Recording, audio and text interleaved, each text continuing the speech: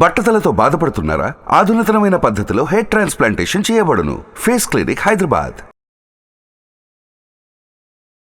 Hello Ram గారు. Hi నారాజు. మనిషి జీవితంలో ఏదైనా సాధిస్తే తృప్తి పడతాడు. కొన్నిసార్లు ఏమవుతుంది అంటే ఏది సాధించినా అది తృప్తిగా అనిపించదు. అంటే దానికి ఒక పారామీటర్ లేదా, మనిషి ఎందుకు అలా తయారవుతాడు. ఇంకొకటి ఏంటంటే ఆ మినిమం సెన్స్ సార్, అంటే సాటిస్ఫై అవటం అనేది, అంటే మనల్ని మనం సాటిస్ఫాక్షన్గా ఉంచుకోవటం అనేది కూడా ఒక రకమైనటువంటి ఒక పాజిటివ్ యాటిట్యూడ్. సో దాంట్లోనే మనిషి ఎలాంటి అనే దాని మీద స్వభావం కూడా బయటపడే అవకాశం ఉంటుంది. ఇప్పుడు కొంతమందిలో మనం అది ఏ రకంగానూ చూడలేము, అంటే తృప్తి చెందరు. ఆ లక్షణాన్ని మనం ఏమని భావించాలి? సో అలా ఉంది అని అంటే ఏం చేయాలి? మనకు అలా ఉంది అని అంటే దేనికి తృప్తి పడట్లేదు అని అంటే. నారాజు, ఈ ప్రపంచంలో మనిషికున్న వెలకట్టలేని రెండు సంపదలు. ఒకటి మనశ్శాంతి, రెండోది సంతృప్తి. దీనికి వెలకట్టలేవు.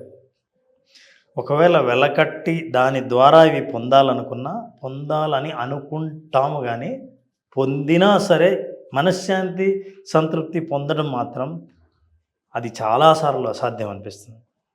ఒకసారి సుబ్రావు భార్య తీవ్రంగా ఆలోచిస్తుందండి. ఏంటి అలా ఆలోచిస్తున్నావు అన్నాడు.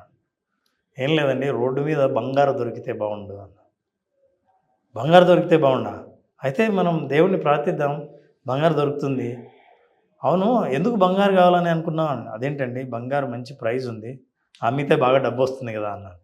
అదేంటే, ఎలాగూ దేవుణ్ణి అడుగుతున్నావు, ఆ దొరికేదేదో డబ్బే దొరకాలని అడగొచ్చు కదా, బంగారు దొరకడం ఎందుకు అని. అవునండి, కరెక్టే. అయితే ఇప్పుడు నేను డబ్బు దొరకాలని ప్రార్థిస్తాను అన్నాను. అలాగే ప్రార్థించు అన్నాడు. మళ్ళీ మొదలు పెట్టగానే మళ్ళీ సుబ్రావు అడిగాడు, అవునా డబ్బులు నీకు ఎందుకు అని. అదేంటండి, మనకు సొంత ఇల్లు లేదు కదా, సొంత ఇల్లు మనం డబ్బులు ఇచ్చి సొంత ఇల్లు కొట్టే బాగుంటుంది కదా. అయితే దేవుణ్ణి అడుగుతున్నావు కదా, నాకు సొంత ఇల్లు వచ్చేటట్టు చూడనే ప్రార్థించవచ్చు కదా. డబ్బులు అడిగి మళ్ళీ ఆ డబ్బుల్ని మనం ఎంత అడిగామో అడిగి మళ్ళీ కొనేసరికి రేటు పెరగచ్చు. నాకు ఇల్లు కావాలని అడగచ్చు కదా. అరే, ఈ ఐడియా బాగుందండి, అట్లయితే ఇల్లు కావాలనే నేను దేవుణ్ణి ప్రార్థిస్తాను. కళ్ళు మూసుకొని ఇల్లు కావాలని అడగబోతుంటే, అవునే ఎందుకే నీకు ఇల్లు కావాలని అడుగుతున్నావు, మనం ఇంట్లో ఉన్నాం కదా. అదేంటండి, సొంత ఇల్లు ఉంటే ఉండే సంతృప్తే వేరు కదా అన్నారు. అంటే దేనికోసం ఇల్లు అంటే, ఇది పెద్ద ఇల్లే అది పెద్ద ఇల్లే, ఉన్నది ఇద్దరమే కదా అని. కాదండి, సొంత ఇల్లు ఉంటే ఉన్న మనశ్శాంతి, తృప్తి వేరే అని. అయితే ఒక పని చేయి, డైరెక్ట్గా దేవుణ్ణి మనశ్శాంతి, తృప్తి ఇవ్వచ్చు అని అడగచ్చు కదా అన్న. కానీ మనిషి నేరుగా నువ్వు ఇచ్చిన తృప్తి, మనశ్శాంతి తీసుకోడు. మనిషికి కావాల్సింది ఏంటంటే తను ఎంచుకున్న మార్గంలోంచే అది దొరకాలంటారు. అందుకే ఓ సామెత ఉంది నారాజు, పశువుకు తిన్నది తృప్తి, మనిషికి ఉన్నది తృప్తి అని. పశువు తింటే అది తృప్తి పడిపోతుంది, మనకు ఉంటేనే తృప్తి. మనకి ఏదైనా ఉంటేనే తృప్తి సాధిస్తామని అనుకుంటాం. అయితే మనిషి తృప్తి ఎప్పుడు సాధిస్తాడు, ఉంటే సాధిస్తాడా లేదా అన్నది చూస్తే, తినేది శారీరకమైన తృప్తి, కానీ ఉండాలి అని అనుకునేది మానసికమైన తృప్తి. ఈ మానసికమైన తృప్తి అందరికీ కలగదు. అంటే తృప్తి అనేది మానసికంగా ఉండాల్సిందే తప్ప భౌతికమైంది కాదు. ఫర్ ఎగ్జాంపుల్, నీకు ఏం కావాలో నేను అన్నీ ఇచ్చినా నువ్వు తృప్తి పడతావన్న గ్యారంటీ లేదు. అవును. ముఖ్యంగా ఈ తృప్తి గురించి చాలామందిలో ఒక అపోహ ఉంది నారాజు. ఏం తెలుసా, మనిషి తృప్తి పడితే ఇక అభివృద్ధి ఆగిపోతుంది అన్నది పెద్ద అపోహ చాలామందిలో ఉంది. సాటిస్ఫాక్షన్ ఉంటే నువ్వు ఏ రంగంలో అయినా సాటిస్ఫై అయితే క్రియేటివిటీ ఉండదు, డెవలప్మెంట్ ఉండదు అన్నది ఒక పెద్ద అపోహ. మనిషి తృప్తి పడితే తృప్తి నుంచి ఆనందాన్ని పొందుతాడు. ఆనందం పొందితే పాజిటివ్గా ఆలోచిస్తాడు, ప్రశాంతంగా ఉంటాడు, మనశ్శాంతిని పొందుతాడు. అక్కడి నుంచి తనకు ఏం కావాలనుకున్నా ఆలోచించే స్థితిలో, మానసిక స్థితిలో ఉంటాడు. ఈ విషయం తెలియక అసంతృప్తితోనే మనం ప్రయత్నం చేయాలని అనుకుంటారు. అసంతృప్తితో మీరు ప్రయత్నిస్తే కావాలనుకున్న కోరిక రగిలేటట్టు చేసుకోగలరేమో కానీ సంతృప్తిని పొందలేరు మళ్ళీ. సో ఇది చాలా ఇంపార్టెంట్ మనం తెలుసుకోవాల్సింది. సో నేను ఏమన్నా అంటే, మనిషికి మెచ్యూరిటీ లేకపోతే సంతృప్తిని పొందలేరు. ఇమ్మెచ్యూర్డ్గా వస్తువుల విషయంలోనే మనం సంతృప్తి పొందాలని అనుకుంటే అది ఎప్పటికీ రాదు. ఒక్కొక్కసారి మనకు ఈ సంతృప్తికి సంబంధించి మానసికం కాబట్టి కొన్ని వాస్తవాలు అర్థం చేసుకోవాలి. అందుకే కొన్ని సామెత చెప్తారు నారాజు, గంగలో నీళ్ళు ఎన్నున్నా నువ్వు దోసిలిలో ఎన్ని తీసుకున్నావో ఆ నీళ్ళే నీవు, మొత్తం గంగ నీది కాదు. కుండలో ఎంత కూడున్నా నువ్వు తిన్న కూడే నీది, ఇంక మిగతాది నీది కాదు. ఎంత భూమి నీకున్నా నువ్వు నిలబడ్డ ప్లేస్ ఉందే అదే నీది, మిగతాది నీది కాదు. అసలు నువ్వు పుట్టకముందు ఎవరో ఈ భూమిని దున్నారు, ఇప్పుడు నువ్వు దున్నుతున్నావు, నువ్వు పోయిన తర్వాత ఇంకొకరు ఎవరో దున్నుతారు. అయితే ఉన్న కాలంలో ప్రజెంట్లో ఎట్లా నేను తృప్తిగా జీవించగలను అన్న జ్ఞానం లేకపోతే ఎన్ని వస్తువులున్నా వెంపర్లాట మనిషికి ఆగదు. ఈ విషయం మనిషి అర్థం చేసుకోవాలి. ఈ వెంపర్లాటను తగ్గించుకోవడానికి, తృప్తి పొందడానికి మనిషి ఏం చేయాలి, మనశ్శాంతిని పొందడానికి ఏం చేయాలి? నారాజు డబ్బులు, చాలామంది ధనం గురించి అంటారు. మీకు తెలుసా, ధనం సంపాదించినంత వరకు సంపాదించాలని, సంపాదించినంత వరకు కాపాడుకోవాలని, కాపాడుకున్నంత వరకు ఇది ఎవరు దోచేస్తారో అన్న భయం మనిషికి ఎప్పుడు వెంటాడుతూనే ఉంటుంది. ఎప్పుడు మనశ్శాంతిగా ఉండగలవు, ఎప్పుడు సంతృప్తిగా ఉండగలవు? చాలాసార్లు నేను చూశాను, కొంతమంది మనం న్యూస్ పేపర్లో చూస్తుంటాం, ప్రభుత్వ అధికారులు లంచం ఉంటే అనిషా అధికారులు, అవినీతి నిరోధక శాఖ అధికారులు వాళ్ళని పట్టుకుంటారు. కొంతమంది భారీ దాడులు జరుగుతాయి. This is very important. దాడులు జరిగితే ఇంట్లో డబ్బులు ఎక్కడ దాచిపెట్టి ఉంటారంటే సోఫాలో, బాత్రూంలో దాచిపెడితే చాలా చోట్ల ఆ నోట్ల కట్టలు చెదలు పట్టి ఉంటాయి. మీరు అనుభవించవచ్చు కదా, కానీ అది మానసికమైన జబ్బు. డబ్బులు చూడాలంతే, మీరు వాడరు, తినరు, ఏం లేదు. సో మనిషికి ఆ మెచ్యూరిటీ లేనప్పుడు ఏమవుతుందంటే ఊరికే డబ్బు కావాలని కోరుకుంటాడే కానీ దాని నుంచి నీకు ఏం పొందుతున్నావు అన్న విషయం ఎప్పుడు అర్థం కాదు. మా ఇంటి పక్కన అలాంటి వాళ్ళు ఉన్నారు సార్, ఆ మిషనరీ సంఘ అధ్యక్షులు. అంటే ఆడియన్ పాయింట్ ఆఫ్ వ్యూ నిజంగా మీరు చెప్తుంటే కొంతమంది గుర్తొచ్చేస్తారు కూడా కంటి ముందు. భలే చెప్పారు సార్, మా ఇంటి చుట్టుపక్కల అలా కనీసం మాకన్నా ఇవ్వచ్చు కదా, మా చుట్టాలలో కొంతమంది ఉన్నారు, మాకన్నా ఇవ్వచ్చు కదా, మాకు ఇవ్వరు, వాళ్ళు ఏం చేసుకుంటారు, వాళ్ళు అనుభవించరు, ఏం చేసుకుంటారు, ఏమో పోయేటప్పుడు నెత్తినేసుకుని పోతారా, కామన్గా మాట్లాడుకునేటువంటి ఇవి చాలా మందిలో చూస్తూ ఉంటాం మనం. అవును, తృప్తి ఉండదు. అంటే మీరు ఇందాక చెప్పినట్లు వాళ్ళు అనుభవించరు, ఏమీ చేయలేరు, ఒక సైకలాజికల్ ఇంకంతే ఆ సాటిస్ఫాక్షన్ తప్ప ఇంకో దాని మీద ఏది ఉండదు.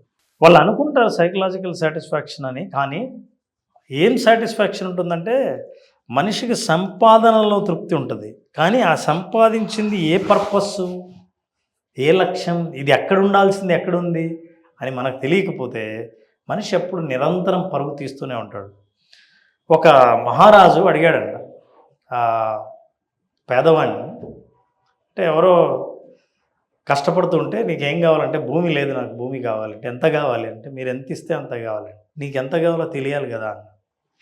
మీరు ఎంత ఇవ్వగలరు అన్నాడు. నేను మహారాజును, ఈ రాజ్యం అంతా నాదే, నేను ఎంతైనా ఇవ్వగలను. ఓ పని చేద్దాం, నువ్వు ఇక్కడి నుంచి పరిగెత్తు, సూర్యుడితో పాటు పరిగెత్తి ఎంత దూరం పరిగెత్తావో పరిగెత్తి మళ్ళీ ఎక్కడి నుంచి స్టార్ట్ అయ్యావో అప్పటి వరకు సూర్యోదయం, సూర్యుడు అస్తమించే లోపు ఎక్కడ స్టార్ట్ అయ్యావో మళ్ళీ అక్కడికి తిరిగి వస్తే ఎంత దూరం వెళ్ళి అక్కడి నుంచి రిటర్న్ అయ్యావో ఆ భూమి అంతా నీదే అన్నాడు. ఏం అవకాశం ఇచ్చావు అసలు, మళ్ళీ తిరిగి ఇక్కడికి రావాలి అంతే కదా. పరిగెత్తడం మొదలుపెట్టాడు. సూర్యుడు అక్కడెక్కడో ఉన్నాడు, మనం ఇక్కడ ఉన్నాం, సూర్యుడు అక్కడ ఉన్నాడని పరిగెత్తడం మొదలు పెడతాడు. పరిగెత్తాడు పరిగెత్తాడు పరిగెత్తాడు, సూర్యుడు ఎంతసేపు రావాలి, ఇటు వచ్చాడు, పైకి వచ్చాడు, అరే నాకంటే ముందు పోతున్నాడు, ఇంకా పరిగెత్తాడు.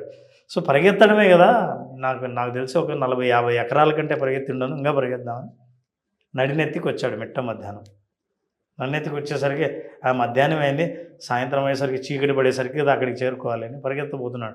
ఇంకొంచెం చల్లబండి అనుకున్నాడంట. సాయంత్రం 3 అయింది, ఇంకా పరిగెడుతున్నాను, అమ్మాయి ఇంక వెనక్కిపోదామని. అప్పటికే అలసిపోయాడు. 3 దాకా ఉదయం నుంచి పరిగెత్తిన వాడు 3 నుంచి సూర్యాస్తమయంలోగా తిరిగి రాగలడా? ఎక్కడి నుంచి స్టార్ట్ అయ్యాడు? అక్కడే ఎక్కడో అలసిపోయి కూలిపోయి అక్కడే పడిపోయాడు. మనిషి దురాశ ఏంటంటే పరిగెడుతూనే ఉంటాడు. ఎక్కడ పరుగు ఆపాలో తెలియని వాడికి ఎట్లా తృప్తి పడాలో ఎప్పుడు తెలియదు. కానీ ఈ పరుగు చచ్చిపోయేంత వరకు పరుగు ఉండేవాళ్ళు చాలామంది ఉంటారు. సో ఈ విషయాన్ని మనం అర్థం చేసుకుంటే లైఫ్లో తృప్తి పొందుతాను. మానసికమైన తృప్తికి ప్రయోజనం ఏంటంటే నారాజు, నెంబర్ 1, మానసికమైన తృప్తి పొందినవాడు మనస్ఫూర్తిగా నవ్వుతాడు, ఆనందంతో పలకరిస్తాడు, ప్రశాంతంగా ఆలోచిస్తాడు. వాళ్ళ పలకరింపులో నిజాయితీ ఉంటుంది. అందుకే మనకి ఎప్పుడైనా సరే చిన్న ఊళ్ళల్లో, పల్లెటూళ్ళలో చూడండి, చిన్న జీవితం జీవిస్తూ ఉంటారు.